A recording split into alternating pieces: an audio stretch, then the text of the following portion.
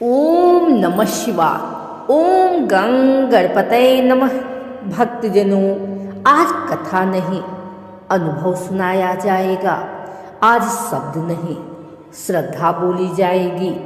आज हम उस देवता की कथा सुनेंगे जिनका स्मरण करते ही विघ्न पीछे हट जाते हैं, बुद्धि जागृत हो जाती है और भाग्य स्वयं द्वार पर आकर खड़ा होता है। मैं बात कर रही हूँ प्रथम पूज्य करुणानिधान विघ्नहर्ता भगवान श्री गणेश जी की। लेकिन आज की कथा केवल गणेश जी की नहीं है। आज की कथा है रिद्धि की, सिद्धि की और उस रहस्य की जो बहुत कम लोग जानते हैं।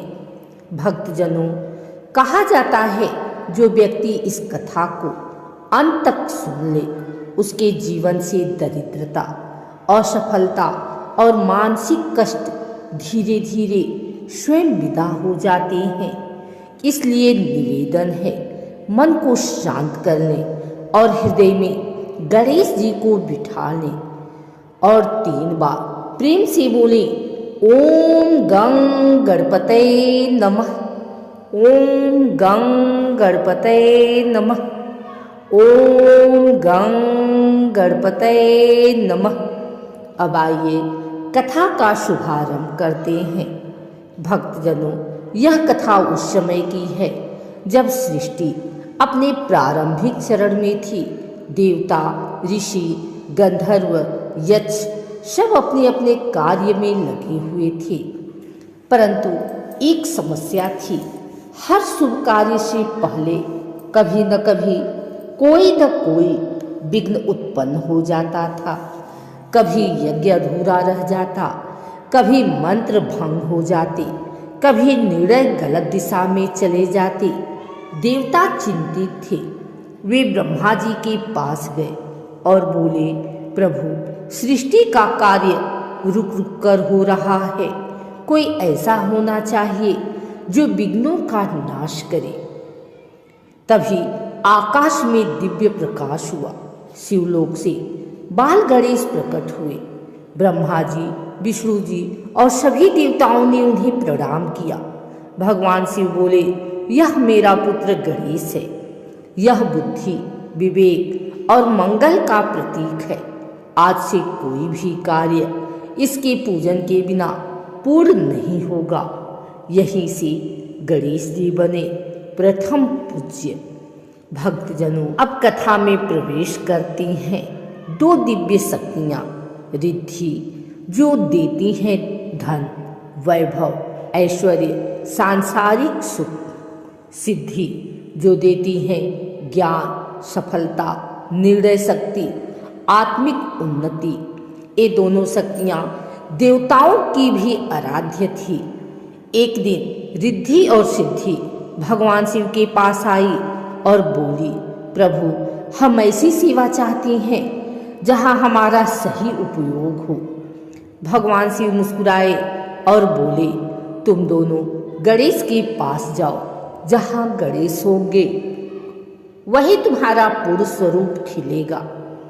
जब रिद्धि और सिद्धि गणेश जी के पास पहुंची तो उन्होंने देखा गणेश जी ध्यान में लीन हैं, आंखें बंद, मुख पर शांत मुस्कान। रिद्धि ने सोचा, मैं धन दूंगी, देखती हूँ क्या ये प्रभावित होते हैं। सिद्धि ने सोचा, मैं ज्ञान दूंगी, देखती हूँ क्या इनका ध्यान टूटता है।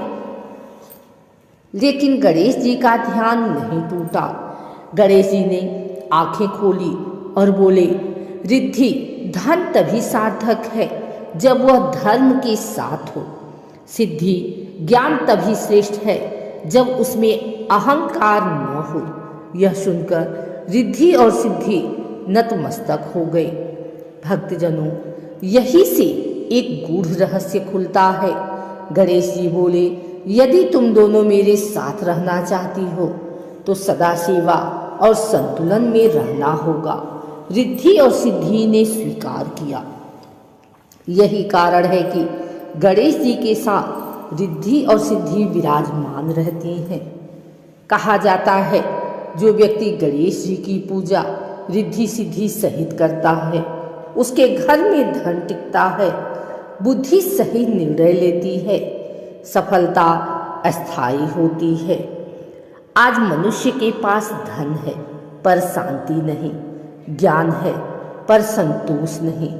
इसलिए गणेश जी सिखाते हैं, रिद्धि और सिद्धि दोनों साथ हों तभी जीवन पूर्ण होता है। भक्तजनों, अब अंत में अपनी आंखें बंद करें और मन में कल्पना करें, गणेश जी सिंहासन पर विराजमान हैं। उनके एक ओर रिद्धि, दूसरी ओर सिद्धि, और वे आपको देख रहे हैं। मन ही मन प्रार्थना करें, हे गणनायक, मेरे जीवन में धन भी दो और सही बुद्धि भी दो।